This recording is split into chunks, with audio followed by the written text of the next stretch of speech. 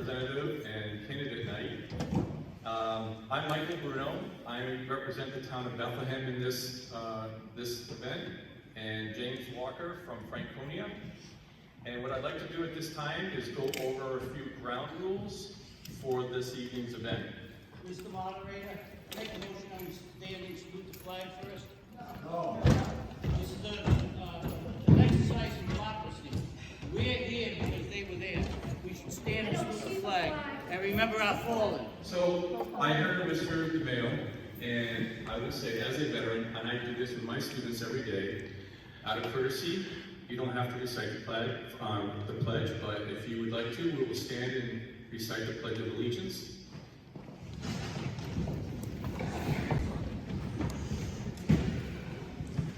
So I just have a few ground rules, and I have a little narrative to write, so everyone just knows this is our first one, so hopefully it's an exciting evening and everyone enjoys and finds it very informative. In the past, candidate nights for county, state, and federal positions were hosted by such nonpartisan organization as the League of Women Voters. Without such resources in the North Country, we would like to thank the Bethlehem and Franconia Select Board members for making this event possible. The guidelines for the joint Bethlehem-Franconia candidate night are as follows. We will start with 5 minutes for the members of the audience to write their questions to the candidates on index cards. This is what has been happening. We've got a lot of questions, so thank you. All previously submitted questions have been sorted and provided to us, and we maintain the copies of the emails. Please write the name of the candidate on the top of the index card, followed by your question. This is a civic and civil process. Any vulgar, rude, or aggressive language will not be allowed. Your attention and courteous behavior is greatly appreciated. We will have two, we're not going to do the volunteer part, correct? We're going to have volunteers collect the questions, but we already have them at questions being sorted at the table. The order of the candidates will be County Commissioner Martha McLeod and Glen Libby, State Representative Cathy and Sullivan, and State Senator Carrie Gendreau and Edith Tucker. Those will be the order of the table of candidates. Each candidate will have 3 minutes to introduce themselves, followed by question and answers, which will last up to 30 minutes and have 2 minutes for a closing statement per candidate. The moderator will read the question to the candidate and have an opportunity to ask for clarification if the question was not answered by the candidate. The candidate will have 1 minute to respond to the question. Thank you, everyone, and let's begin. We'll begin with candidates for County Commissioner. Yes, Nancy? I just wanted to ask, is this being recorded for posting online for later? The towns have not done any Zoom links. This was put together kind of at the last minute. If it works out, we will do it in the future, but that was something that was brought to me earlier. Unfortunately, we do not have any Zooms or any recording devices for the towns doing this, but thank you for the question. Mike? Yes, sir. As I'm saying this from the floor, we're not taking questions from the floor going forward. Like questions had to be submitted, and comments, Okay. protests, anything like that are out. It's just the questions. You heard it. There will be no more questions unless it's coming from the moderator.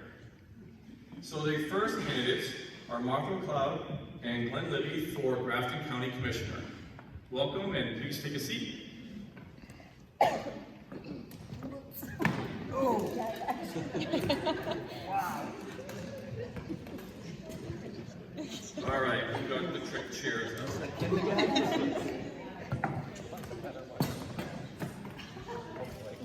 Let me know if that's better than I'll ask for one. So I'd like to begin with each one of the candidates giving an introduction, and then we'll begin the questions. You have 3 minutes for your introduction. Any particular order, sir? Let's start with Martha, and we'll just work over. Ladies first. Is this on? I don't know if it is. I think it is now. Can you go? No.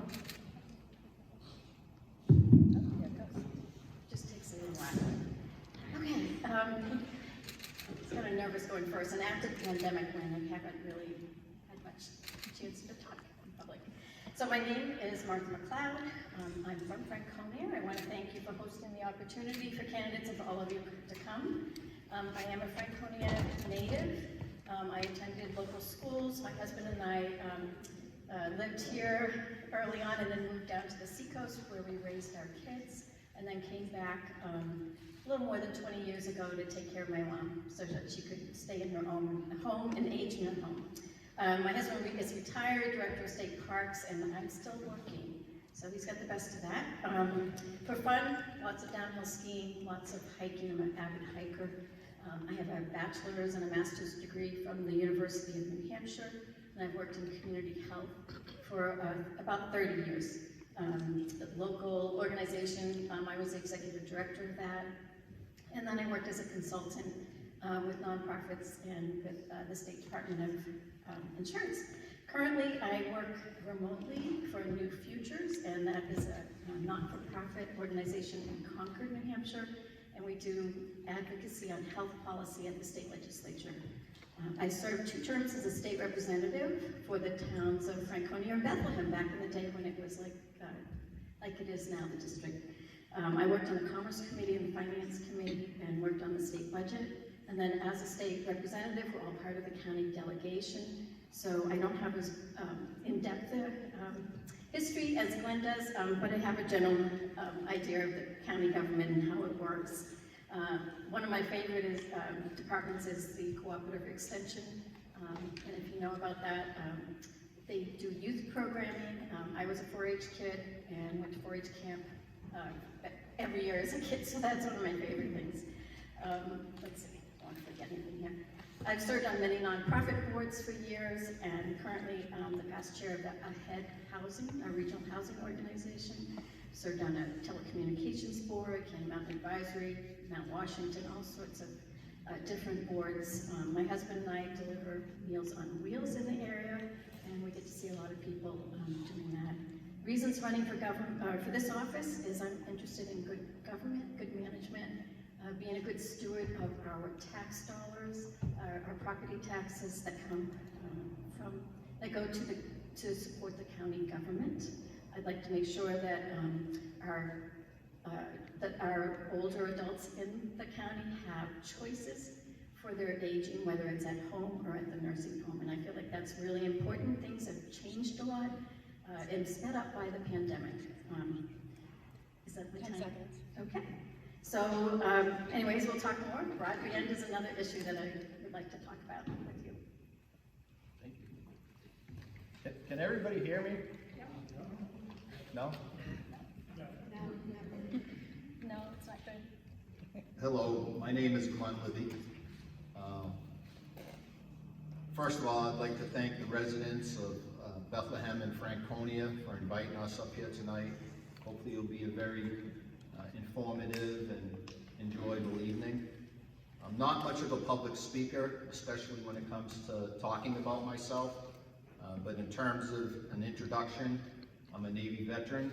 I'm a 40-year-plus resident of Grafton County, living in the towns of Campton, Bristol, Piermont, Bath, and currently North Haverhill. I started my career in county government as a corrections officer in Belknap County in 1984. I was appointed the Assistant Superintendent of Corrections in Sullivan County, and in 1999, until my eventual retirement in 2014, I was very honored to be the Superintendent of Corrections here in Grafton County.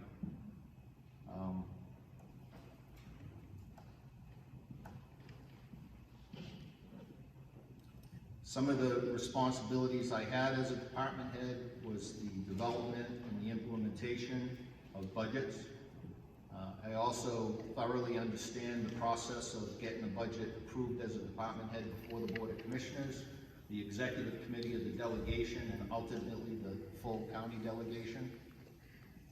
The budget process is very strenuous at times, but it's very meaningful in terms of the services that we provide to the community. The largest portion of our budget is the nursing home, followed by the county jail, and then we have the statutorily required departments such as the county attorney's office, the register of deeds, and the sheriff's department.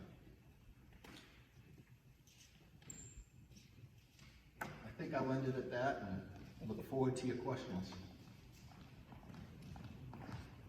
Thank you.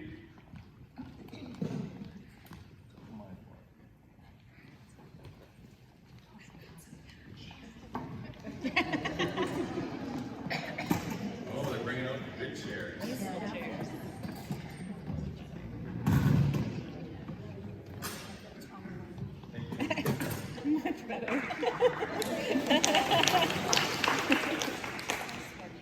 See, we can all agree, they need a new chair.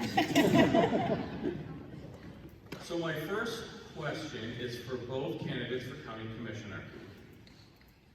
And the question is, and you have 1 minute of speaking time for your response.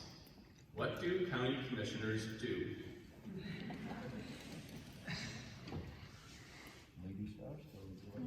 Go ahead this time. I went first. Well, county commissioners are a lot like a board of selectmen. We're responsible for overseeing the departments within the county.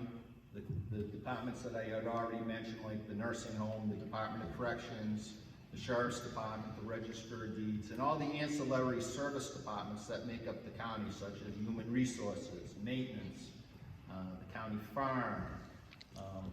Our biggest responsibility is trying to provide the services to either the members of our district or the county as a whole, and doing so in a cost-effective manner.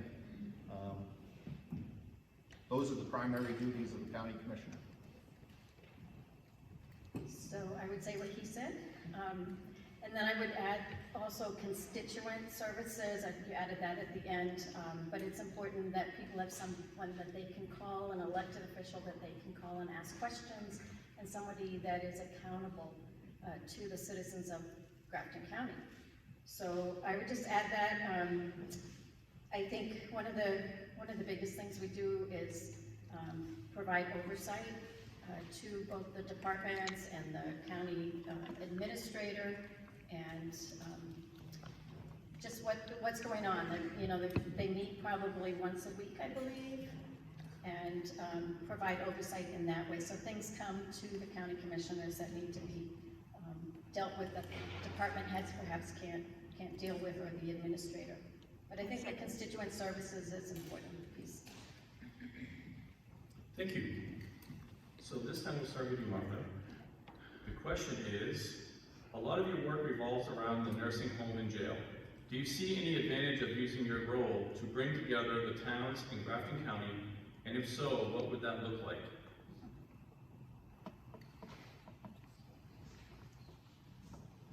I think, in thinking about the nursing home particularly, or at least first here, I think it would be important to bring the towns together so that they can discuss what their residents need for home care services.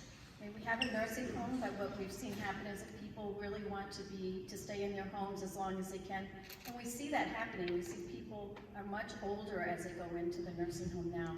So I think it would be important to understand what it is for services that the town selectmen and town residents see as a need that we could look at.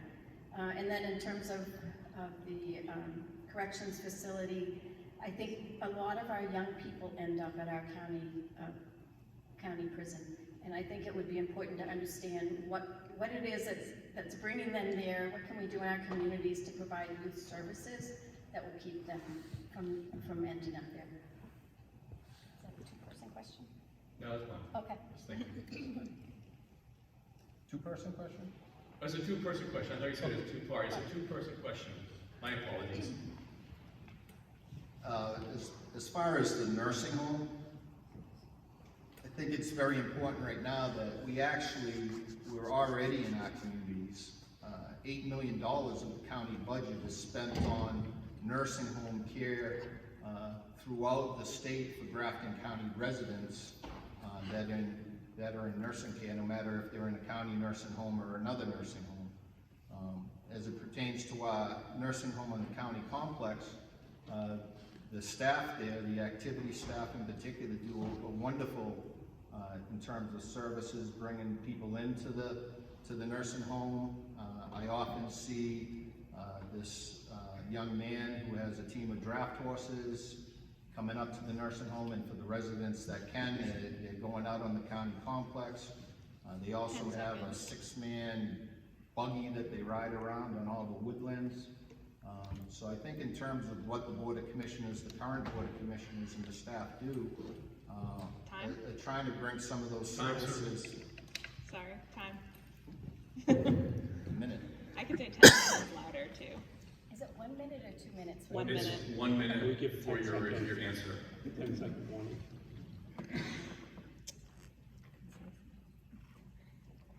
The next question is, what do you believe is our most difficult challenge in Grafton County, and what would you recommend to resolve it? And we'll start with Mr. Libby.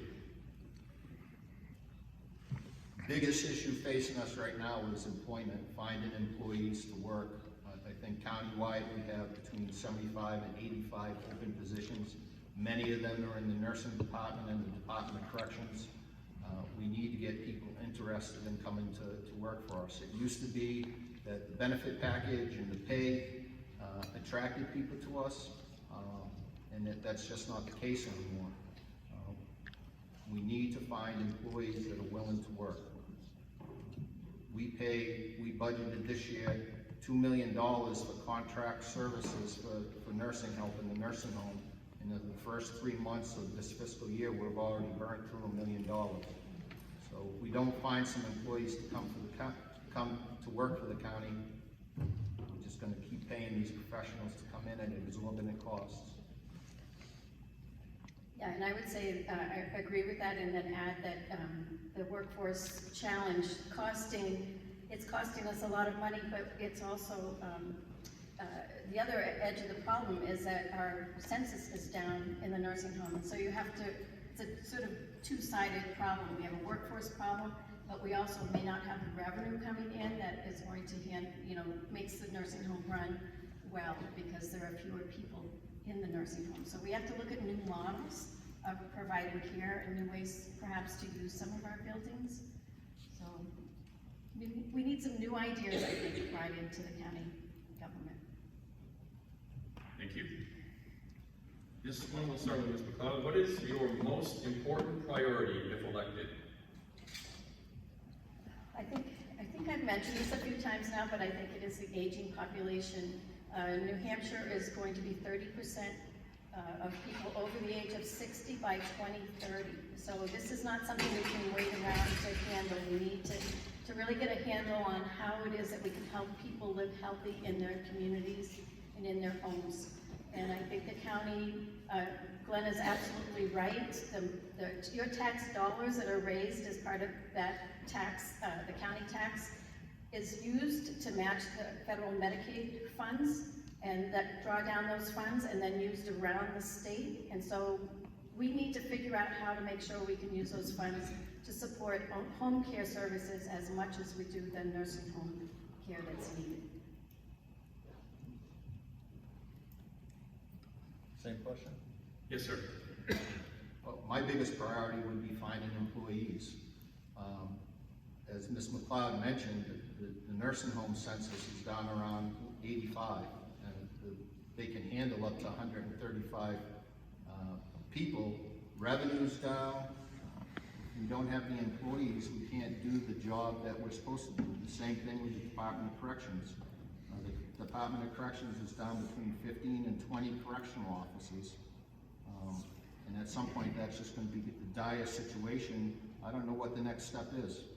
If you don't have the correctional office to, take care of the inmates, or the nursing staff to take care of the nursing home residents. There are some innovative things that I think that we can do. It seems like today's generation, when I started my career, I wanted to know what my health insurance benefits were going to be and my retirement benefits were going to be.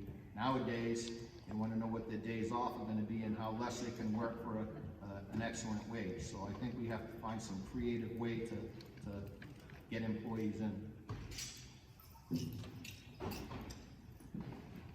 Thank you. And the last question I have for both of you is, we'll start with, who went first last time? Toby, Glen, this will be your time to go first. Can you give an example of a time you were able to compromise with someone with an opposing view to come to a mutual resolution?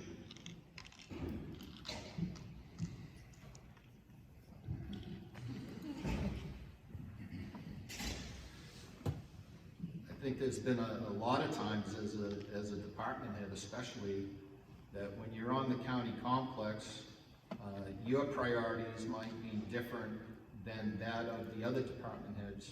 But at the end of the day, we're all one county team moving in the same direction. So, you know, I think that one of my best traits as a leader is my ability to be a team player and sometimes put the sacrifice of what I want aside for the good of the team.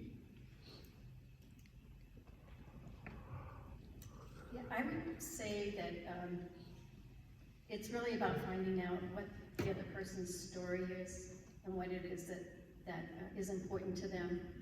And then the more you talk to someone in the relationship that you build, you can find out where you have some commonalities, and then I think you start from those common places and then you build it from there. So it's really about relationship building and finding some commonalities and then understanding the other person and where they're coming from. And as far as when, I would say, I would think back to the state legislature. This is, in the old days, we used to do this all the time. And I think we need to get back to that place where we understand each other more. Because I think we're a lot more alike than we are different. Thank you. The next question is for Mark McLeod. It is noted in your campaign material that you, quote, spent your career overseeing nonprofit organizations in the North Country, end quote.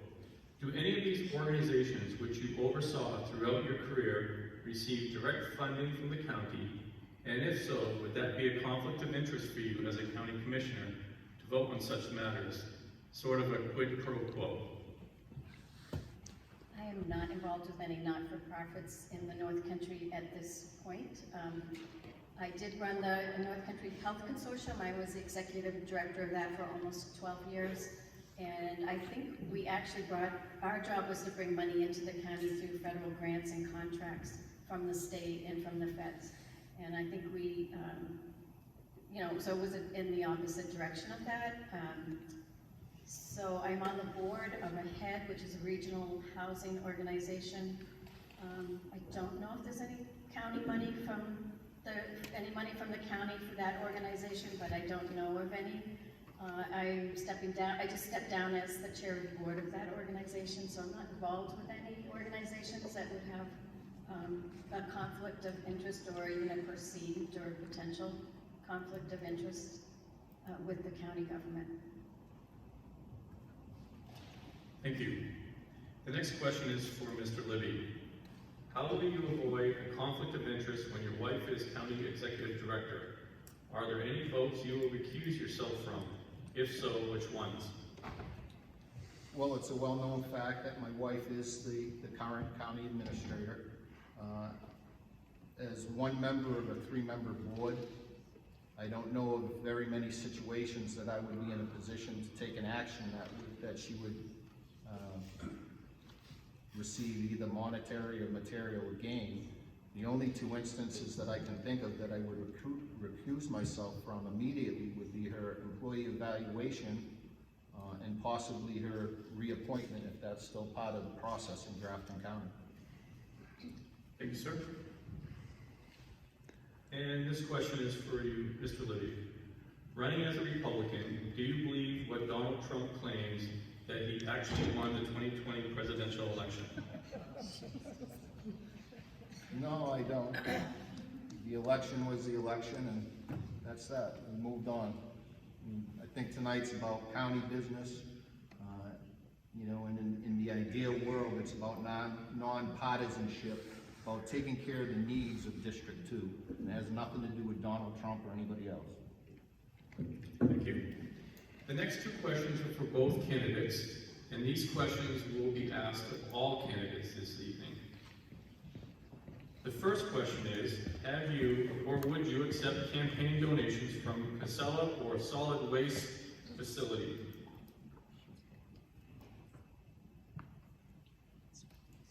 I would not accept a campaign donation from Casella and have not been offered one. I bill myself as a conservative, a fiscal conservative, so I've struggled with the idea of campaign donations from the very beginning. I have taken only because I felt obligated to do so, and I have no intention of spending them. I don't believe that I should be asking anybody for money to advance my political agenda, to buy signs and other paraphernalia. If I'm a fiscal conservative, then I'll spend my own money, not somebody else's. So for clarification, is that a yes or no? That is a no. I will not take money from anybody. Thank you, sir. The next question for both candidates. Have you or has your campaign been aided in any way by anyone in, well, this was a repeat question. Sorry, let's do that first. At this time, what I'll do is open it up for each candidate for their 2-minute closing comments. And you guys can figure out who would like to go first.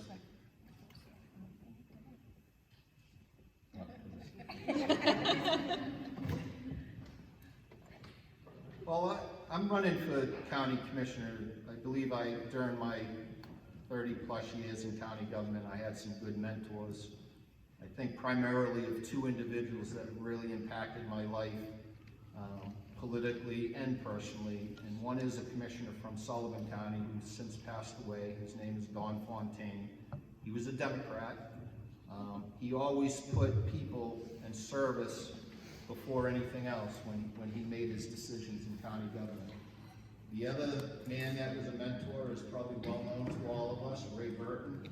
I spent many times with Ray Burton, and he was another one that put his service to the people of Grafton County, his district or his executive council district, no matter what it was, first. There was no partisan politics. It was what was best for Grafton County. And those are some of the main reasons that I want to run. I think that my experience, my passion for county government, my love for the residents of whether it's the nursing home, even the jail, the county farm, anything about county government, I truly love. I want to work hard, and I just feel like it's a passion. And I feel like I'll do a good job. And I might be a little green at the beginning, but I think that I can come into it and really do a good job representing everybody, A to Z. Okay, so I have to agree with Glen. I think he is a great choice for county commissioner. And I think what you have in front of you is 2 people who really do care about the county and about the work that we do in making sure that constituents here in this room and around our district have what they need. So I think it's a hard choice, frankly. And I have worked with Glen in the past when I was on the county delegation, so he's a good person. I am interested really in making sure that we do take care of people in this county. I'm interested in the aging population. I'm interested in the families, veterans. I'm interested in, one thing we didn't bring up tonight that is important is the broadband project that's going on that is really important to our community, so everyone has the same, really has the same choices and opportunities. The kids and people have access to things. Everything is online, and we really need to make sure that happens. So I'm asking for your vote tonight. I think you have a hard choice, but I would love to be your county commissioner on November. Thank you. Thank you for both candidates.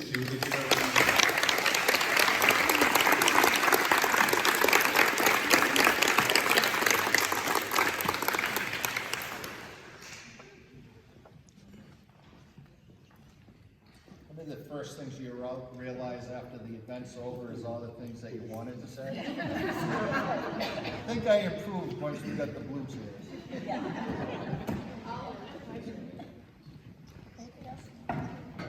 Thank you. Thank you.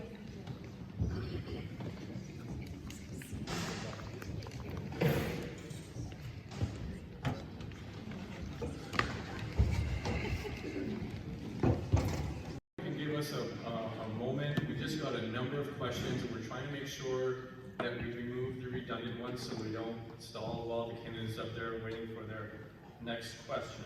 So please just give us a minute or so.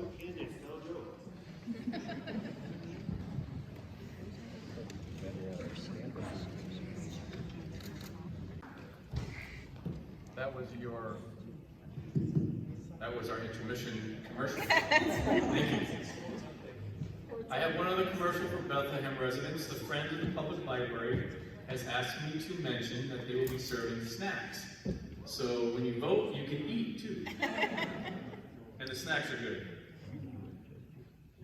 All right, so our candidates for state representative, we have Cathy and Jared Sullivan.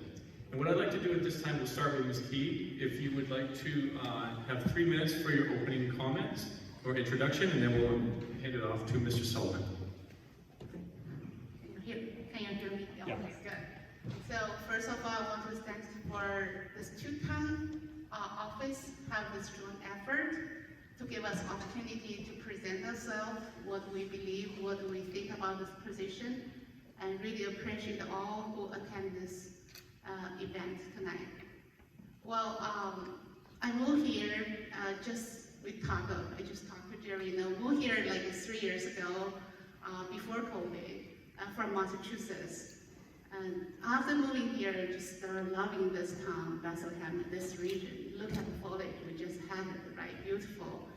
And then, interesting, I started feeling this town, I have a lot of, can contribute that care for the community, care for the resident in this community, care for the people. That's really my heart. And so, I started to run for the selectwoman back in March. Back a little bit, I came to the United States, pursued a master's degree for marketing in Pennsylvania Drexel University. That was like almost 21 years ago. And after pursuing this job, found me that this is the company I've been working for almost 20 years, still today, for the freight forwarding industry. Serve all the global, some big companies for their transportation logistics needs. So back to my here. Back in March, I just started running really for the sake of the people, care for people, running for the selectwoman. And this time, running for state senate, state rep, and really feel like the need again. I love New Hampshire. It really is like a motto, like a free, live free or die. That freedom, especially I came from China, you guys know. So I really want to carry on this freedom for the state, and that's how I started running. And I like this 400 house rep, really truly reflect, we from the people for the people. Thank you. Mr. Sullivan. Yep, so I have a loud voice. So my name is Jared Sullivan, and I am also relatively new as a permanent resident here. My sister and I bought our house in 2016. She went to White Mountain Community College and is a nurse in the area. She wanted to be in Bethlehem because profile and Bethlehem Elementary School are awesome, and I agree now that I'm more involved in the community. I'm originally from Beverly, Massachusetts. We lived there my whole life, went to Beverly High School, and then as the ever-ambitious high school student that I was, I went to Montana State University because they were close to ski mountains. And so that's a big driver of why I'm here today in New Hampshire, is because I've always been attracted to the mountains, the wilderness, Cannon Mountain, real close, all that sort of wonderful amenities that's in the area. I studied economics at MSU, and then I got my master's degree right afterwards. I knew I loved economics, didn't really know what to do with it with a bachelor's degree. Had a wonderful mentor as a professor who said I should go on to get a PhD. Got a master's degree, decided that just beat me up too much, and I said I'm done with school. And I ended up getting a degree, getting a job as an economist working for a commercial real estate forecasting firm. Similar to Cathy, actually, in the logistics industry for warehouses. So it's kind of a weird thing to say, but I'm probably one of the nation's leading experts on the warehouses. Really exciting.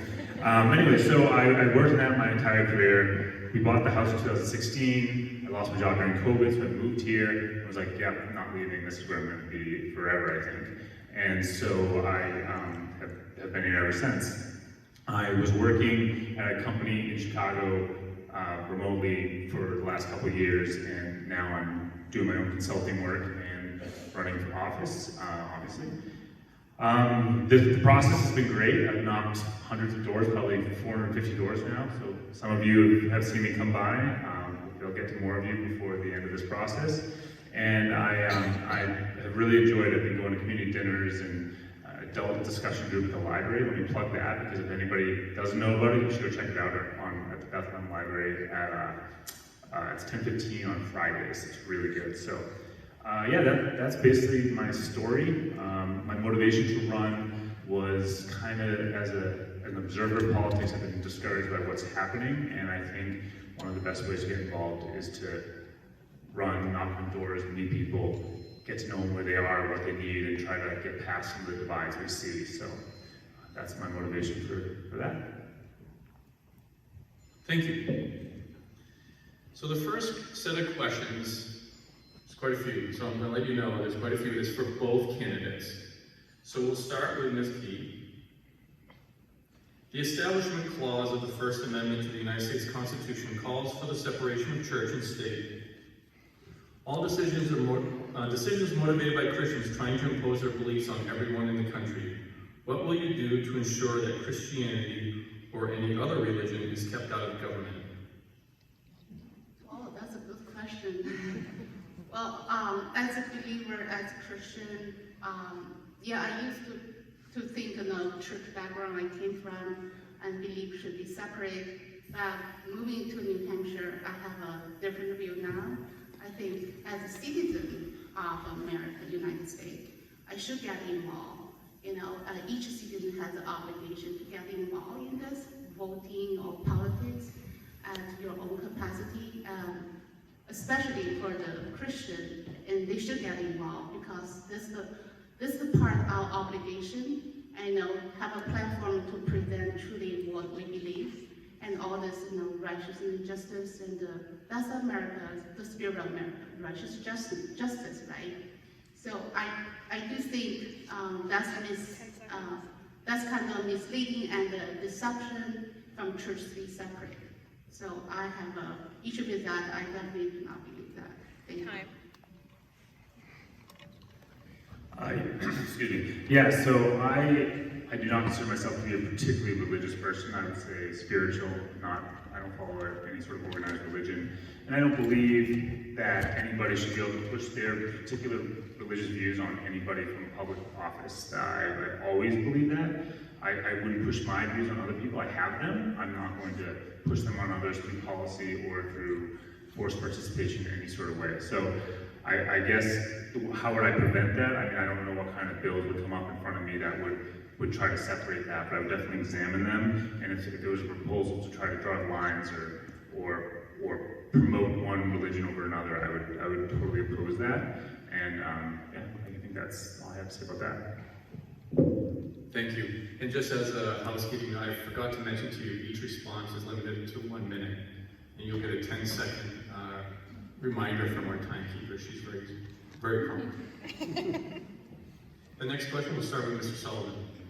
When does human life begin, and where do the candidates stand on the taking of lives of the unborn who do not share, it looks like it says, who do not share the same DNA as their mothers? I think I get the gist of the question. I think Cathy would like to hear it again. The question is, when does human life begin, and where do the candidates stand on the taking of lives of the unborn and who do not share the same DNA as their mothers? Okay, so the last part of that's a little confusing, but I think I get the gist of the question. It's basically, where do I stand on abortion? I am pro-choice. I think that decision should be left up to the woman to decide. I understand the other side of it. Many people believe that life begins at conception. I think that ultimately it's still the woman's body who's deciding whether or not that's keeping that baby alive. And I think taking away her rights, because that's her view, it ignores so many other factors that are really personal and sometimes medically necessary. And it's a complicated decision that should be left up to the doctors and the other partner involved with the woman. And because we just don't know that I don't think there's a law that can capture all circumstances perfectly in all situations, and so I think one size fits all law is actually a real problem and takes away rights. So I'm pro-choice, and I don't think I'll change on that.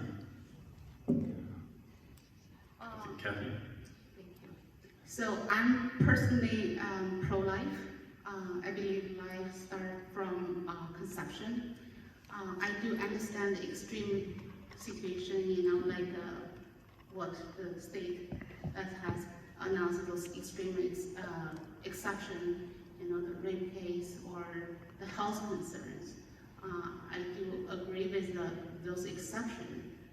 What is the current existing law, But overall, I think, the baby in the womb is already has a life start beginning. That just to go abortion against my conscience. Thank you. And we'll start with you, Cathy. Where do the candidates stand on keeping the Granite State free of a personal or income tax? Well, I made many occasions clear that I'm against any income tax and sales tax for New Hampshire State. Thank you. I'm also opposed to an income or sales tax. I think there are other ways, other levers to what we need to raise revenue, but we have to start that discussion. The next candidate, will start with you, Mr. Sullivan. Edith Tucker was the main sponsor of HB 1454. It was a bipartisan bill, also supported by Aaron Hennessy.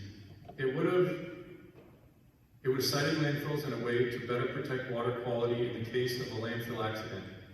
It was vetoed by Governor Sununu after passing the House and Senate. It will be reintroduced. If elected, would you vote in favor of this bill? Yeah, I've actually talked about this. I went to the veto override rally down in Concord when that was coming up. And it seemed like a pretty sensible bill from what I understand. It cuts off about 13% of the land area in the state from being able to develop landfills. And from my understanding, I'm not a scientist, but from my understanding, it seemed pretty reasonable because it basically will restrict landfill to areas, which is the majority of the state, where if there were a failure of the dams and the liner, then it would be a good stop to prevent water from taking away all the leachate that could contaminate lakes, rivers, groundwater if it's moving quickly. So that to me seemed very reasonable. I don't understand why it actually got vetoed. I've done research on it, but it seems like a very logical bill to me. I'm not familiar with this bill at all, but for landfill issue, I just think, it should go to the voters, especially local community, see how voter wants, I trusted, at the state level, they have some, like, Department of Environmental, they already have done a great job, maybe clean up, set regulation, and to set the protection, the guideline, for the company to follow. I'm not a scientist, They are scientists, study. I trust that they already borrow some expertise from scientists to do this. That's why they set the regulation. So that's bottom line. But I do just encourage all the local voters to vote because this is relevant to our local community. Thank you. Thank you. So Ms. Key, the question will begin with you. Would you vote to ban abortion? Why or why not? Well, and currently existing law of the New Hampshire, I think, is 24 weeks, correct me or not. Personally, as I mentioned, that I'm pro-life. So I will support anything, support pro-life. That's my position. Thank you. I guess I kind of answered this earlier about the abortion question. I'm pro-choice, and that's I'll stick with that position.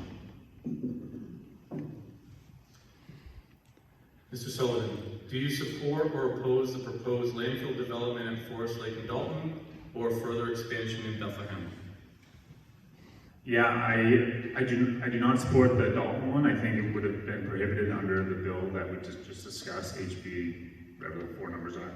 And like I said, I think that makes a lot of sense. I think the Bethlehem voters have spoken on that. That was super contentious, and so I wouldn't want to reopen those wounds in this community. I think it would just tear people apart. And that's one of the things I hear a lot about, and I hear it on both sides, to be honest. I hear people who are absolutely against it, and people who just don't understand why we're not going to keep expanding it. So I would definitely not support Dalton, and I think we should not try to change the will of the voters in Bethlehem. I also, for landfill, I'm kind of new, more right before COVID, but I heard both sides as well. I think that really, again, as my previous mentioned, should go to the voter community. Dalton, the resident Dalton should come out to vote to voice out their position about regarding this. As for Bethlehem, I thought that this was a done deal already, and it shouldn't be an issue. So I have no comment on that. Thank you. And I'll begin with Cathy on this question. This will be for both. It's there's multiple parts, but I'm trying to, for the benefit of time, put it all in one question. Elections in New Hampshire are run by town clerks, elected officials who are basically volunteers, and many community members. What will you do to support reasonable election processes to include technology, training, and the Secretary of State's office? So let me clarify this question. So we support this, all this electronic or the ministry part to make the election integrity? Yes, so they're looking for the integrity of elections. Okay, yeah, I will do all the effort to protect our integrity of the election. Coming from China, this background, we don't have the right, never have a right to vote. I don't know. All my parents' life, we never have a chance to vote. So this is such a privilege, I think. It's very important, and protecting election integrity, especially, last couple of years of winter in this nation. So I think this is very important. For my personally, I will just try all the effort at all costs to protect it. Thank you.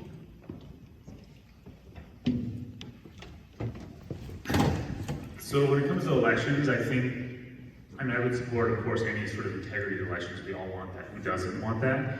I don't know that there's no real evidence that we need some sort of major change. I mean, the last election, obviously, that is the big issue. We all know about it.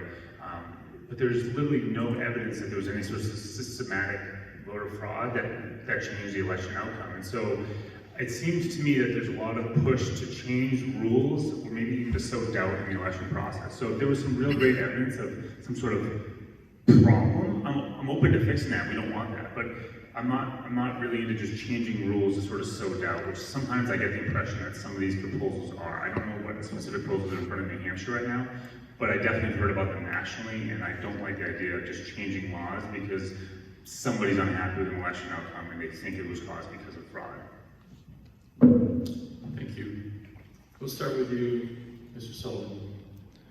Will you stand up to oppose the proposal by the Cog Railway to build a motel in Mount Washington? Who in your family is lining up for those high-paying chambermaid, dishwasher, and sales clerk jobs?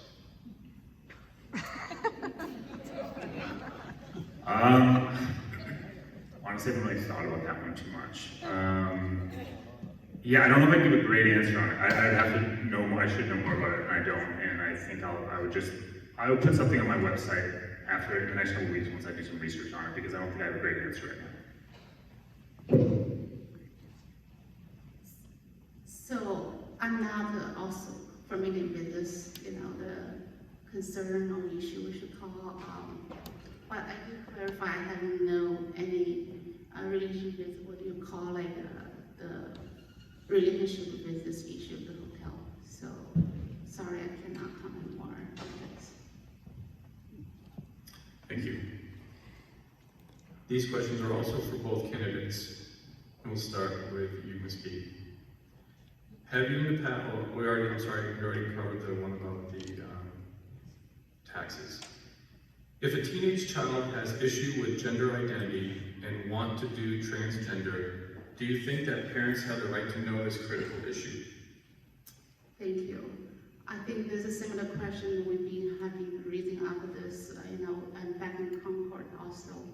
So I do think parents have the right over their children as what they were taught in the school. I truly believe schools should really talk about science, very basic math, language, history. Of course, history inclusive, bad or good. We should kids should learn that. But I do think overall, parents have the right to know what is going on in the school. If kids, have this desire to be transgender, I think school shouldn't hide from parents. Thank you. Can you read the question again? Yes, sir. If a teenage child has issues with gender identity and wants to do transgender, do you think that parents have a right to know this critical issue? I mean, this is a complicated issue with a lot of nuance. I think it's hard to get done in one minute. I mean, if somebody is born a female and now wants to identify as a male or vice versa, and you would like to be called by various pronouns or a different name in school, if that's the process, then and they think they come from a home that's maybe not safe or going to be welcoming of transgender, then I think that it's okay for that to happen privately in the school and not have to get back to, not to be reported back. If they're trying to go outside of that to maybe get some sort of gender-affirming surgery at, I don't know, the age of 12 or 13 or 14, I don't even know if that's an option, I can't imagine it is, but I would say that obviously the parents should be involved. But if they're just talking about, going by a different name or pronouns in the school, then, let them do it if that's where they feel safe to do that and explore that, versus in a home where maybe they're not supportive.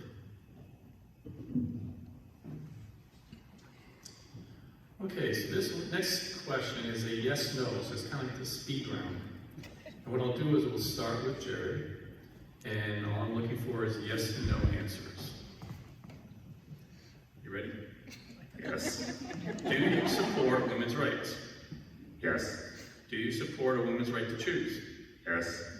Do you support gay and LGBT marriage? Yes. Do you support separation of church and state? Yes.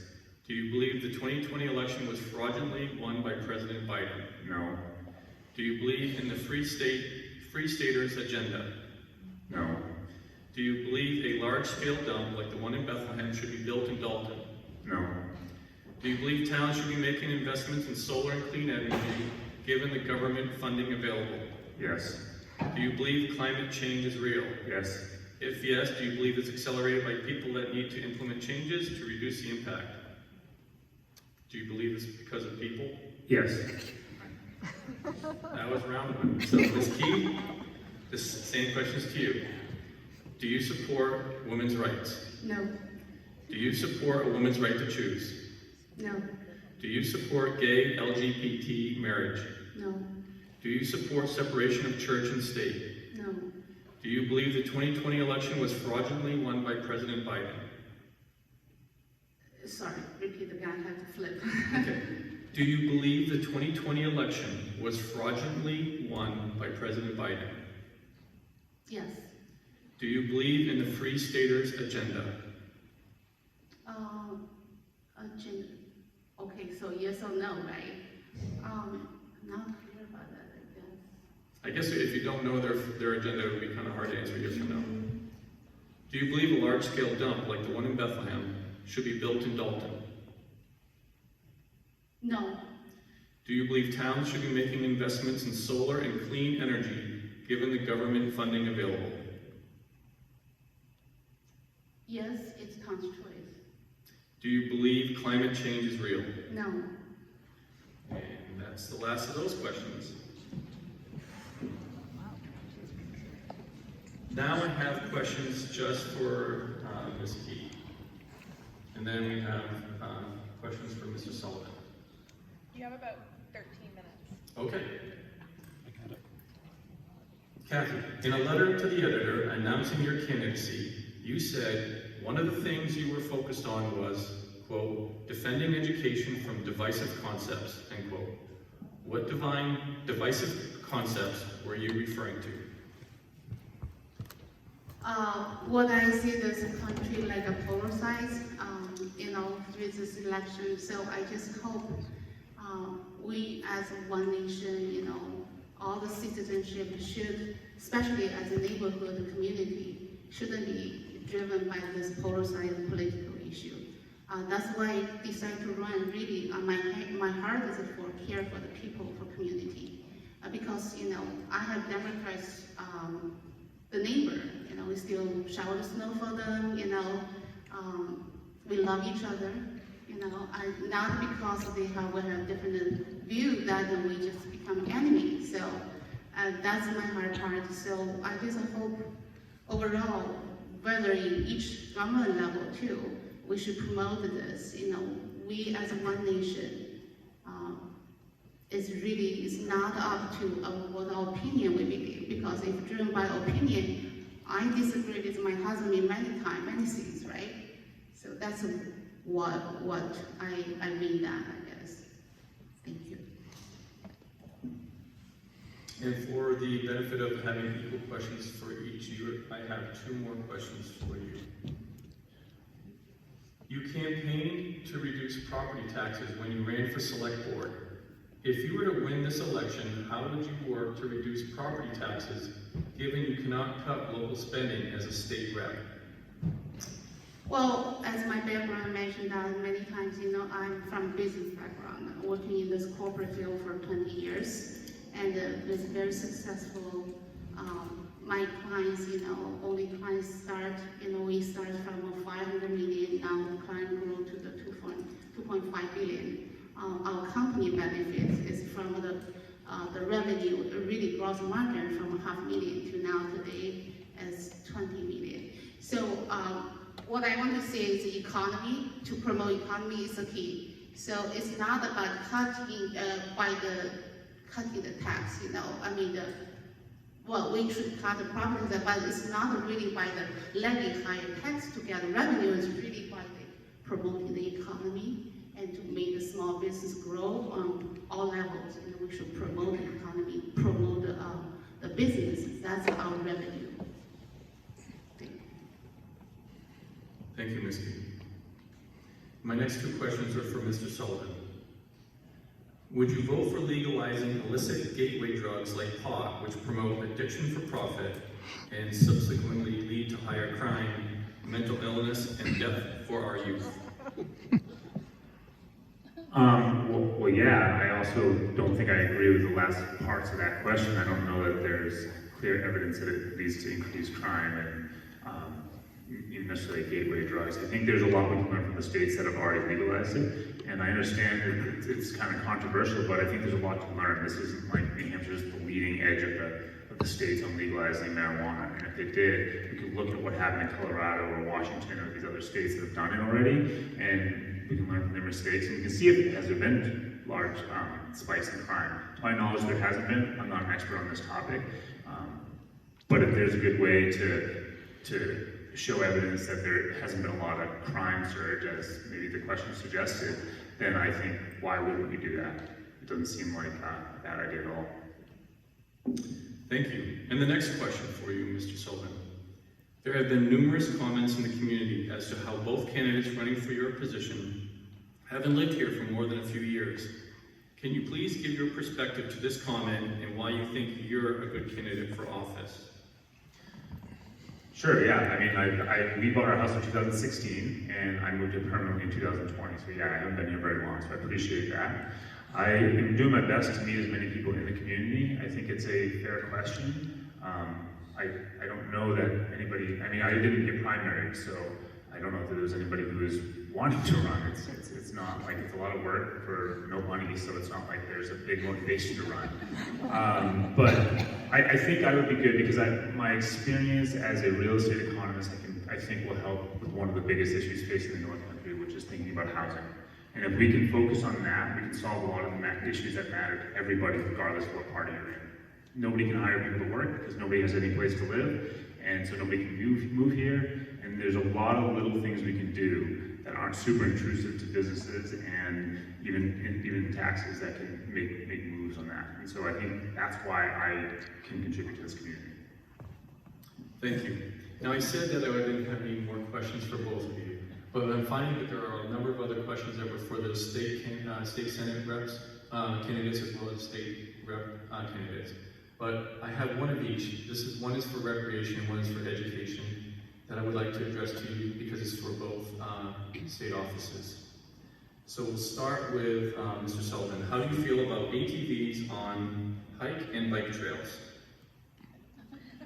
I think there needs to be some regulation about where they are, but by and large, I know there's a good example where Hammer Down Adventures has been restricted by, I think that just a part of the rail trail. I think like maybe the first 1,000 feet, and then they were unable to get into the property that they own, and they've been using that. From my understanding, the Littleton ATV riders have been using that for decades, and suddenly somebody found a little loophole or law change or something that prohibited that, and that to me seems a little absurd. But I think it seems like something that you can have sort of a broad-based approach that, or a one-size-fits-all doesn't really work. I think you should look at the individual trails and see what's appropriate. They probably shouldn't be everywhere interacting with people walking or riding bikes, but or whatever. But time's up. You have 10 seconds. Cathy, you have the same question. I'm not familiar with this question. I'm not ATV in this sport. I don't have any of this. But I guess, this is for the state or for the town? You're talking about this? It is a question for both state rep candidates and state senate candidates. Okay, so if for the town level, I mean, we have some trails, already public, and I discuss, and maybe we can put on the voter, to see how the people think. Again, because it's governed by the people, right? So that's my comment on that. Thank you. And we'll start with you, Cathy, on this final question before closing comments. In May 2022, House Bill 1431, the Parental Rights Bill, narrowly failed to pass the House. The bill would have expanded parents' oversight over their kids' curriculum and activities at public schools. It also would have expanded parents' ability to sue schools and teachers over grievances. Would you have supported HB 1431? Why or why not? I'm not familiar with the bill. Can you explain that bill again? The Parental Rights Bill would have expanded parents' oversight over their kids' curriculum and activities at public schools. Okay, so I'm just, I'm for all the parents' right over kids, because I believe, as I mentioned earlier, parents need to know what their children were taught. In the concept of the public school, I think a lot of parents may be saying here that my kids there, let school taking care, but I think still parents really should have a responsibility to raise their kid, to just raise up with value, value, family, history, all the family tree, so all these values, I think the parents should be first and almost the responsible for that. That's in that sense, parents should know what they were taught in the school. Curriculum should get involved and work, check with the teachers and have some feedback. So that's overall, I do support that, and the parents should have a right over their school, kids in the schools. Thank you. I mean, of course parents should know what's being taught to their kids in school. But this bill, the way it was described to me, seems kind of ridiculous because they're taking the idea of suing teachers because they're teaching a concept that the parent presumably is deemed to be divisive. I mean, that seems insane to me. I think the school boards, curriculums, like those are the places where parents can get involved. If they have a problem, they can, go talk to the teachers about stuff. But the idea of being able to sue a teacher based on content that's being taught is, it just seems really extreme. I mean, if there are guidelines in the schools and a teacher is teaching outside those guidelines and teaching things that are inappropriate, presumably the right chain of command would be to go speak to the principal or the superintendent of that district, but to just go right to suing somebody because you're unhappy with what's being taught to your students seems like a really extreme bill. Thank you. Now, just for the benefit of the audience, we are getting on a crunch time. There are a number of questions that were addressed for both state representative and state senate candidates. But we can't ask them all because we don't have enough time, and we need to be courteous to our state senate candidates. So at this time, what I'd like to do is open it for closing comments, and I think you started, right, Cathy? So Jared, if you could start. And you have 2 minutes. Okay, so here's an interesting fact. Probably about 90% of you in this room are concerned about the political process. And I'm pretty sure I can find some studies to back me up on that. And so that's really the motivation for why I'm running. And I think it sounds like Cathy, while we clearly disagree on a lot of issues, we have similar motivation for running. And I'm concerned, like I'm sure everybody in this room was horrified by what happened on January 6th, and people, you know, obviously storming the Capitol. And we have two ways to resolve conflict. We can have discussion, or we can resort to violence. That's really it when you think about it. And unfortunately, when it comes to political conflict, we're increasingly leaving candid, open, earnest conversations behind and choosing violence. That's happening increasingly often in our society. I think my ability to come in here and knock on doors and meet people where they're at, hear about what they care about. I've spoken to so many people on both sides of the aisle through this process, and at least I think I can humanize with them. They can realize I'm not just this scary Democrat who's trying to like do whatever's in their mind. I don't know, and I'm also not viewing them as a scary Republican who, you know, should be just deemed a racist or something terrible, which you hear that happens on both sides, and we're villainizing people. I'm running because I think if we can fix this problem, it needs to be fixed here at the local level. I don't think it's going to happen in Washington. Look at the media environment and look at the ads happening right now for Maggie and Bulldog. Look at the ads happening for Trump, or that happened when Trump and Biden were running. Like, it's not going to get solved there. It's going to get solved here with us having these uncontentious discussions to explain our differences. You know, we've had a great conversation here. I don't have any ill will towards her, and nor should I. We're both human beings. We're both Granite Staters, and we're both Americans. And I think we need to focus on those commonalities so that we don't destroy our country. It's interesting. I know this first time I met Jared, I just told him, you know, I thank him for stood up, you know, to run for the state rep, you know, because really, I just uphold this nation, and people should more get involved for this country.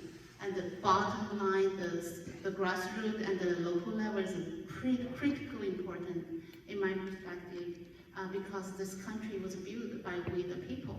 So people should get involved, and I'm just so excited, you know, when I knocked the door, I had an advantage than Sullivan because the Jerry, because, you know, I thank God for the opponent in the primary, so I had the double work. I had knocked 300 doors, right?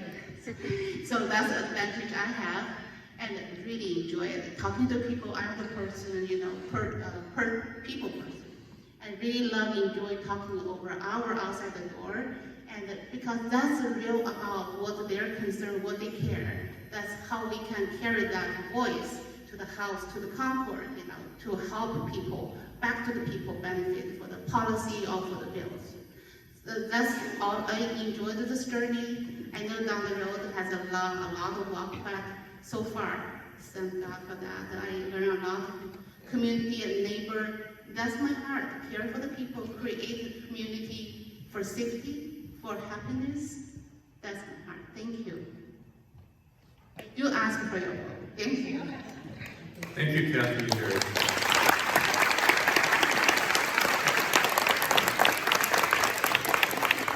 Take your time to stand up and stretch, and then we'll have our candidates. Again for coming tonight. We're going to move on to the final presentation tonight with the Senate candidates, Carrie Gendreau and Edith Tucker. And we're going to open up with 3 minutes for each to make an opening statement. And then we'll go to the questions. And we have a lot of questions here. We probably won't be able to get to everything, but we will do our best. So, alphabetical, Carrie, if you would go ahead, 3 minutes, please. First of all, I want to express thanks for everyone on the team that got this together, and I hope it does continue. This is awesome. So first of all, I want to say I am not a politician. A few years ago, I dissected the words politic, poly, many, tick, bloodsuckers. So I do not want to be in that category. Faith, family, and hard work are my foundation. I was born and raised in Littleton. My dad, Glen, opened a service station when he and Mom first got married in 1959. There had been 5 previous owners, all had failed. He later went on to open a real estate office and owned and operated that for over 54 years. He is my inspiration. We lost Dad this past January. Most of you know him, Glen. He is my inspiration. He was Littleton's town moderator for 56 years and the school moderator for 25 years. And that is just the tip of the iceberg of the things that he did for the town, for the region, for the North Country. So he is my inspiration. Mom was a stay-at-home mom until my siblings and I got into high school. And then she joined Dad in real estate. It was sometimes good, and sometimes not so good. And then together, they taught us about the importance of faith. I used to tell people I had a drug problem when I was little. I was drugged to church all the time. So I am very, very grateful for that basis of the foundation. After graduating Littleton High School, I went on to get my undergraduate degree in South Carolina. I came back to Littleton, got married, and raised my daughter. 20 years ago, I earned my master's degree. I became involved with my local chamber, serving for several years as president for a couple of those years. I taught at Granite State College for 21 years, and at White Mountain Community College for about 8 years. We homeschooled our daughter in high school, and it was then when we opened a business on Main Street in Littleton. Many of you know it as Emma and Company Consignment Boutique. She told me, she said, I don't want to just learn about business, I want to do one. It is still in existence after 13 years. We did sell it in January of 2020. I have served on several boards. I'm currently in my 5th year on the Littleton Select Board. I've served on the Planning Board. I'm serving as a director on Wisville Guarantee Savings Bank and Community Financial Services Board. My husband Bill and I are still small business owners. Thank you. Go ahead. Thank you. I wanted to start right out tonight by bringing up what's most on my mind. I took an ad out more than 2 years ago. It said, Edith has taken the pledge. No income or sales tax for her. All over the North Country, from Berlin to Littleton to other towns, there are signs up saying, I have charged an income tax or a sales tax. I have never charged a sales tax. I have not had any kind of income tax. That is just plain wrong.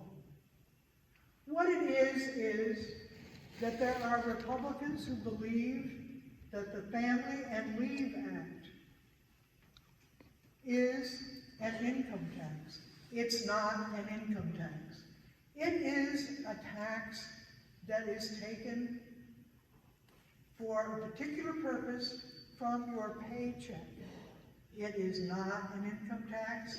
It is not a sales tax. And I want to start out tonight by saying that. I want it to be said all the way from Pittsburgh down to Warren and down to Rumney, my very favorite town now. It makes me very unhappy that this is being said. This is not true. I do not believe my companion here would be at a table if things were being said that were not true. And so I am not going to continue with this introduction. I'm going to move on to other topics, but I want this to be said right out. Thank you. One of the questions tonight, and let's just start, let's continue. We'll dive right into the controversy and end up with the easy stuff then. There's some allegations that the tax that Edith just discussed was an income tax, or labeled such by some, and there are allegations that signs have been placed that Edith voted for an income tax. Can you address, is that true, not true? And Carrie, why don't you go first? First of all, I didn't put the signs up. And, well, in fact, yesterday I got a call said that, and I was accused of stealing Edith's signs. So I would never do that. And I know that Edith has a heart for the North Country, and I know that she loves the people here and wants the best for the people. So I can't speak to that, what's true, what's not true. Thank you. Edith, do you have anything to add? No, I don't. I think I have said my piece on that. I'm ready to move on. Thank you. We have some questions for both of you here regarding the child gender issue and gender identity, and the House Bill 1431 are kind of the same thing, the Parents' Rights Bill. The Parents' Rights Bill narrowly failed to pass the House. It would have expanded parents' oversight over their kids' curriculum and activities, and would have expanded parents' abilities to sue teachers and others.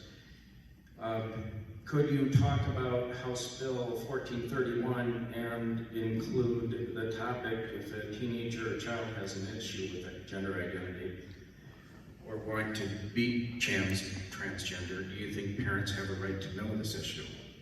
And Edith, let's start with you. Well, I must admit, today I answered a question for excuse me.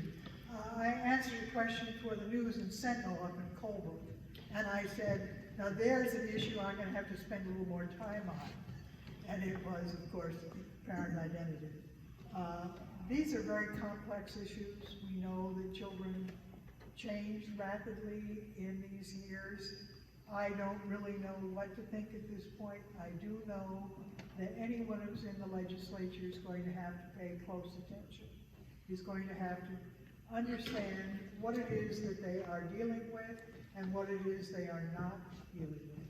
And I think we need a great deal more time before we take up these issues outside the committee, because these are going to need study. I agree that parents have every right to know what is going on in their children's education, in their life, but I would also say it's a parental guardian. Some parents are not raising their children, guardians are. So I would probably add that to it. As far as gender, transgenders or gender change, I know that, and I'm going to be very bold here, I know it's not right.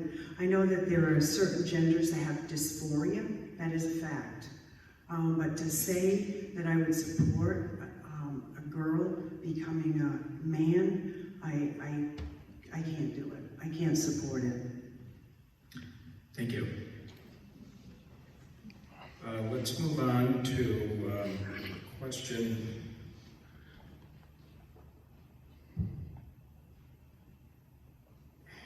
It appears a couple places, and we already talked about it a little bit, but let's talk about the state income tax and sales tax and the pledge.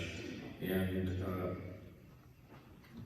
if elected to the Senate, would you subscribe to the pledge of no broad-based taxes for New Hampshire residents, income or sales tax? Carrie? Yes, I've already signed the pledge. I will not support any type of sales tax or income tax. And Edith? Yeah, I brought with me a quotation that I gave 10 days or so ago, when the Ways and Means Committee met down in Concord. And it says, in Bob Sanders' work, New Hampshire Business Review, Representative Edith Tucker, Democrat Vandal, noted that New Hampshire is able to avoid broad-based taxes because of the narrower ones. Before we start kicking out all these little sources of revenues, she said, the lawmakers should examine, quote, how we are able to get by without a sales and income tax, she said. She also noted that diverse levies are really a big plus. And I think that perhaps you have missed in the discussion of income and sales tax that New Hampshire has about 30 taxes which are collected on large and small items that add up to Thank you. quite a lot. Moving on, let's talk about Casella and the Bethlehem landfill and proposed one in Dalton. Have you or would you accept a donation or any help from Casella or any other solid waste company? And what is your opinion of the proposed landfill in Dalton? And let me just add a little bit here. There was a question that said, Carrie, you supported the Casella landfill expansion at one time. Carrie, why don't you go first and address it? Sure, let me address this first. Back 2-3 years ago at the select board meeting, we were asked to support the landfill expansion. At that point, it was like at the 11th hour. So we did, myself included, as far as the select board, we did support that expansion. As far as accepting any money from Casella, I would invite any of you to go on the New Hampshire site, newhampshire.gov, and you can look up my expenditures, you can look up who's donated to my campaign. Everything has to be spelled out. I will share a little bit more with you. One of the things that my dad taught me is that you always look at both sides. I see it a little differently. No matter how flat you squish a pancake, it still has two sides. So my thought was, yes, I saw the HB 1454, and there's absolutely no condemnation to Edith or to Aaron. I think it was well written. I just found in doing a little bit more research myself that there might be some holes in it. Time, thank you. Moving along. Does Edith have to answer that?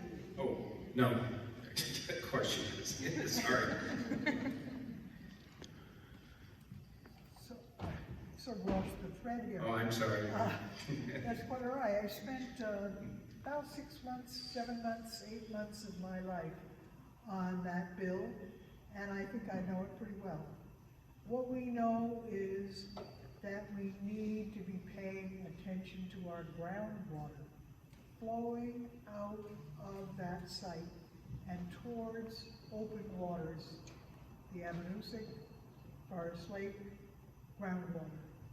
And make sure that we understand when it is flowing and when it could cause trouble to those fresh waters.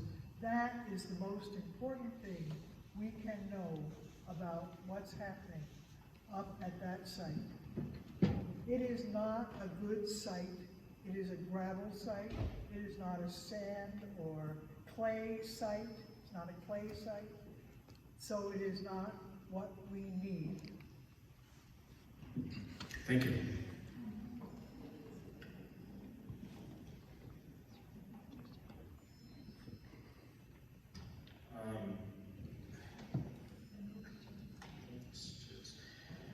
There's been some questions about the Free State Project. I don't know what the Free State Project is, but the question is, what do you know about the Free State Project? And are you a supporter or critic? And Edith, you go first.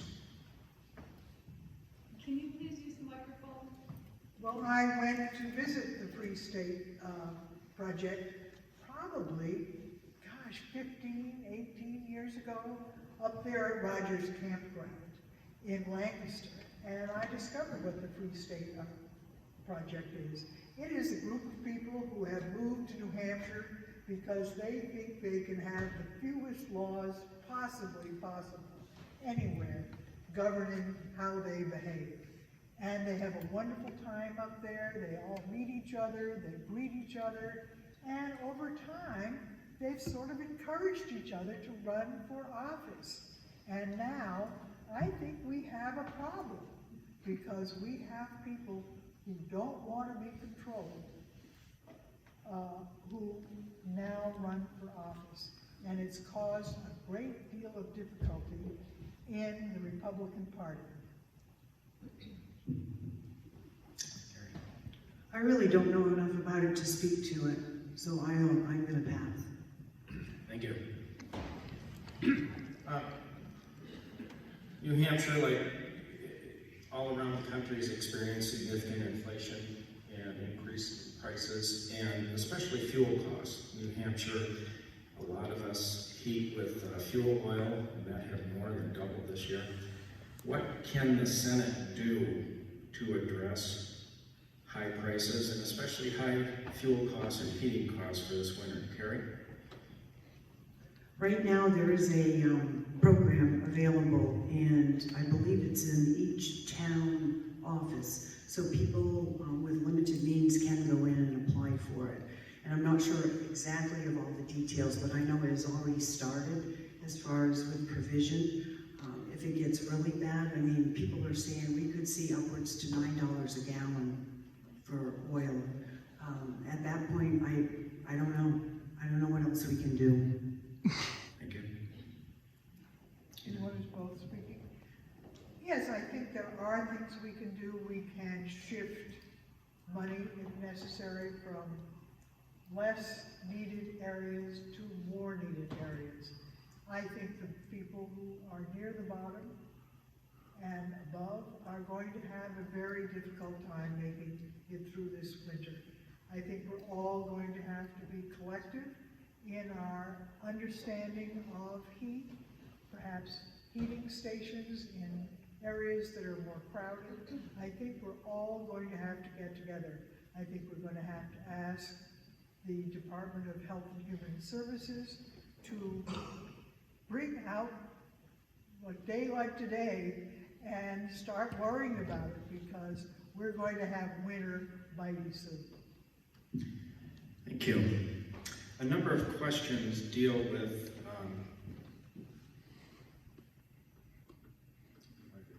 separation of church and state. And could you address the separation of church and state and how faith may or may not play a role in decisions you might make in your office, and perhaps address the balancing the separation of church and state with the Judeo-Christian foundation of our country?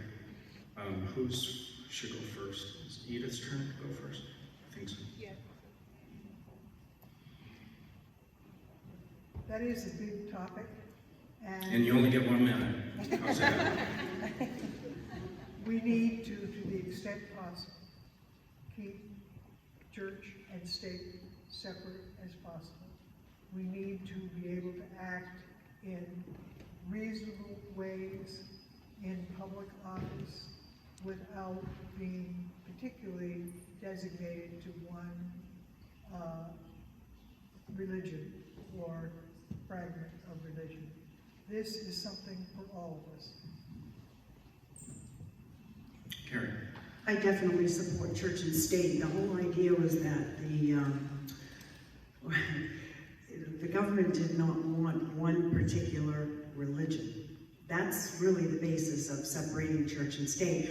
This question probably was more directed for me, because I was the one that introduced prayer to the select board in Littleton. And the reason why I did is because I was pleasantly surprised when I saw it at the state senate session.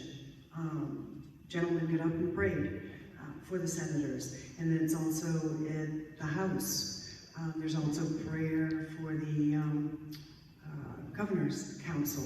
So, you know, our founding fathers of this country, before every meeting, they prayed. Not only did they pray, but they knelt and prayed. So if we don't believe that God is a part of our country still, then maybe we ought to get rid of our money that says, in God we trust. Thank you. We were given a number of yes and no questions, and let me just go down these. I guess we'll start with you, Carrie. Do you support women's rights? Jim, I'm not going to go through this, and as I was listening to the other... It's just yes and no, and you can just decline, that's fine. I will decline all of it. All of those, okay. So if you pass, then we're going to go to Edith. Do you support women's rights? Yes? Do you support men's rights? Yes? Do you support the women's right to choose? Yes? Do you support gay LGBT marriage? Yes? Do you believe the 2016 election was won by Trump? Yes? Do you believe the 2020 election was won by Biden? Oh, I'm off one? No. I'm off one, sorry. I'm just asking, I'm just trying to throw some balance in. I'm sorry. We do both of them. I'm off one. Okay. I think it's getting a little confusing because these are different questions, I think, than what was sent in. Yeah, I was just trying to add some balance. It just seemed to be kind of skewed one Yeah, way. but So. I think we're obligated to read the questions that were submitted. Then I'm going to pass two on the questions because as a moderator, I don't think they're really balanced. So let's move on. Maybe Mr. Bruno can come back up. What's that? Oh. No, continue.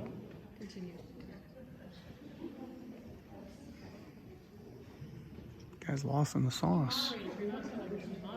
Let him continue.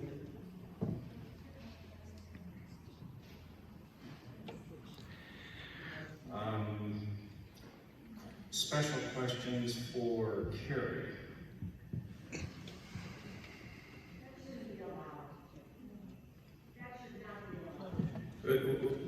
Why shouldn't it be? Please continue. I guess we're not supposed to have a discussion, so. Well, we went through the questions, and some of the questions are certainly partisan, I think, but I think that allows our candidates to answer in a way that they would like. So we had already, a few of us vetted the questions to make sure that they were appropriate. They just seem to me to be skewed and not neutral or balanced, so I was just trying to add balance.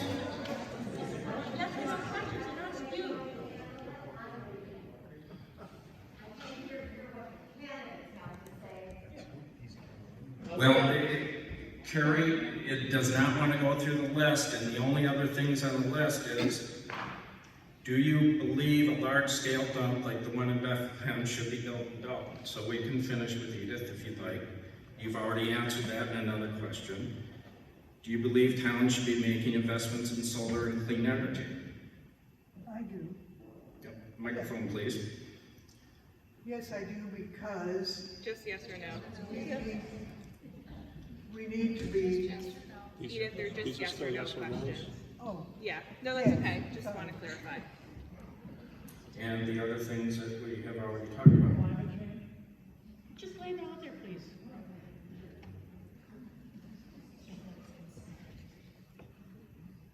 Oh, sorry, the last one. Do you believe climate change is real? yes, I do. Do you believe it's accelerated by people? Yes. Okay, those are the standard list of questions. Carrie, back to you if you want to make any comment on any of those. Well, just the first one. No Women's- comment, no comment. No, Yes or no? women's, No. let me tell you how Just, this is. if she wants to answer yes or no to any of those, This is, I think it's fair. the reason why I say it's a trap, because I do believe in women's rights. We have the right to vote, we have the right to work, we have the right to many, many things. It's not fair to. These were yes or no questions. Yeah, we have to stick.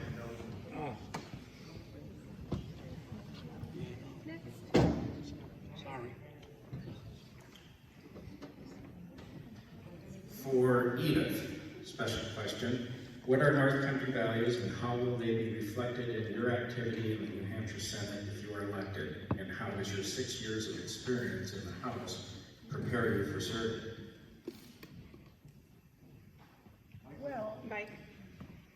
thank you. There's no question that the North Country has a very special place in our state. And it's here north of the Notches, right up through Pittsburgh, into the corners of the Connecticut River, over to the Androscoggin. This is our country, and we enjoy every minute of it.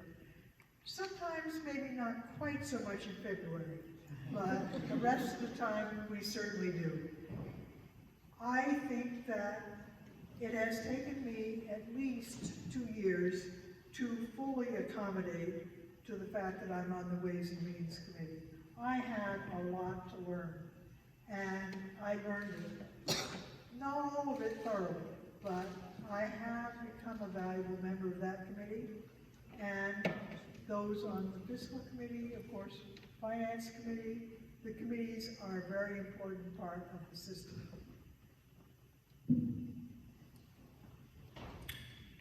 Thank you.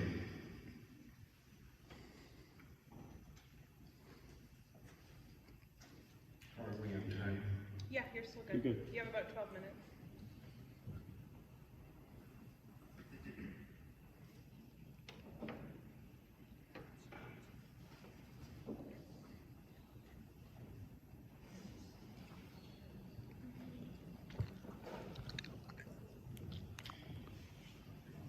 How do you feel about ATVs on hiking and bike trails? Carrie? I think the whole trail system is a huge part of New Hampshire, especially the North Country.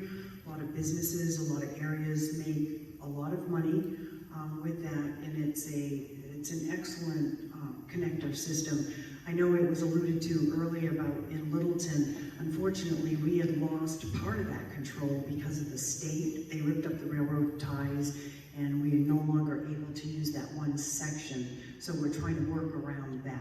And it's unfortunate, but during that railroad section, they want to keep all motorized vehicles off, which that's good, because then bikers or those that want to ride their bike, those that want to walk, it gives them that opportunity to do that.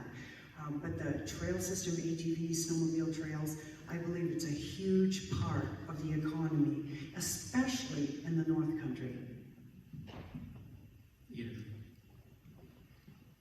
Well, I think we know just where the trail system comes from. It comes really from the beginning of peoples here in the North Country, and in the Northern people, in the Paleo Indians, and out into the current future. We have a trail system. We're going to be using it more and more and more, and I think it will make an enormous difference to the way of life here all year round. Thank you. Next question. This past June, Governor Sullivan signed House Bill 178 prohibiting the state from enforcing any federal statute, regulation, or presidential executive order that restricts or regulates the right of people to keep and bear arms. Do you support this bill? Do you support that this bill became law? Edith, let's start with you. I don't think I understood what you said. Past June, Governor signed House Bill 178, which prohibits the state from enforcing any federal statute, regulation, or presidential order that that restricts or regulates the rights of people to keep and bear arms. Yes, I don't think that it turned out to be as simple as he had anticipated. Carrie? I definitely support the Second Amendment. I believe we have the right to bear arms. I will say that clearly with sadness, though, as there was another shooting in Missouri, St. Louis, Missouri yesterday. But it's not the guns, it's mental health.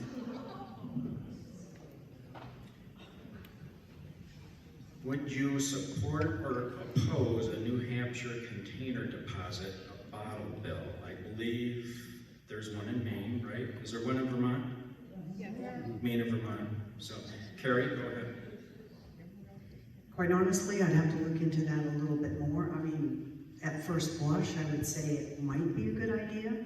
It would help out with recycling, but I would have to look into that more. It depends on how it was written. Edith?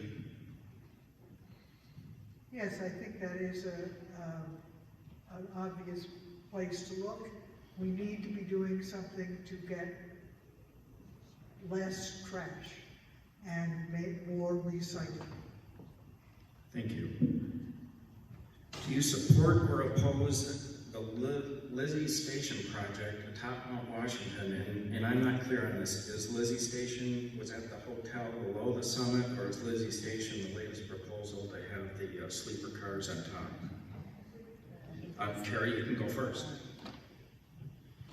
Yeah, the Lizzie Station, first of all, I'm going to say that we're very fortunate in this area to have folks like the Presby family who invest in our community. They're extremely creative, and they're always looking for ways to expand not only their businesses, but also for the area. So I feel we should be very blessed that we have someone like Wade Presby, who is I don't think he sleeps. So he's constantly coming up with awesome ideas. So we certainly don't want our natural resources destroyed, but I would, depending on what he does, I think I would support that. Thank you. Next one. Will you, or, oh, I'm sorry, I did it again. Edith, you get extra time when I do that, because I throw you off. I really need to follow your lead. I do believe that my opponent does understand the Presby family. They are very creative. I also think we need to be looking at all 48 4,000 footers, and I'm happy that 47,000 of them do not have as many people on them as the top of Mount Washington or anywhere near it. And I think as we balance the look at the mountains, I do tend to see that having it in one place is probably a better thing than having it spread all over 48 peaks. Thank you. And last question, then we'll go to your summary. Will you, or how will you work to lower the tensions around politics if you win? And I guess Edith, you're first. I didn't understand the word. Will you, or how will you work to lower the tensions around politics if you win? Oh, around politics? I don't imagine that's going to be a problem for anybody on this table, is lowering the temperature of politics. I think we're both ready for whatever comes our way. Thank you. Carrie? I think kindness and compassion and it goes a long way, and that's how I'd like to think that I live my life. Thank you. And now we'll do the 2-minute closing statements, and I guess Carrie, you were first with the introduction, so Edith, you can be first with the closing. I'm going to repeat what I said before, and that is that I have taken the pledge in the past, no income, no sales tax. I'm still hanging in there with that. I don't know how many signs are all over District 1, saying that I did something I didn't do. I don't want to be a Debbie Downer, but I want to recap some of the things we're going through right now as a country. 70% of the voters think this country is headed in the wrong direction. Inflation is at a 40-year high. Our open border policy has allowed over 3 million immigrants into the U.S. in the past 3 years. And I was talking to a gentleman up in Pittsburgh, and it's coming over from Canada. So it's not like we're looking at the southern border, it's in our district. Serious crime is on the increase. We have gone from energy independence to energy dependence. The stock market is down 25% since Biden took office, which is reducing our 401ks. Talked to several people that are having to delay their retirement because of it. The average price of gas, I don't even have to share that with you. We have a staffing and an employee shortage. We have a housing shortage. Small businesses are suffering. The family is unraveling. Today's youth are more lonely than ever, and that's a fact. We need to support parental rights. Education, not all children learn the same way. And the big issue is, what are they being taught? You know, we took the Bibles out of the schools in 1963. Prayer stopped soon after, and I don't even know if the Pledge of Allegiance is still being said. Mental health issues and more substance abuse, increase in needless shootings. This is why I care, and I want to advocate for my fellow neighbors here in the North Country. I care about the people in the North Country and all they represent. Thank you again, and please vote for me on November 8th. Thank you both for participating. Thank you to workers who have set this up, and to you. Are there any concluding remarks by anyone? Well, thank you for coming, everyone, and we hope to do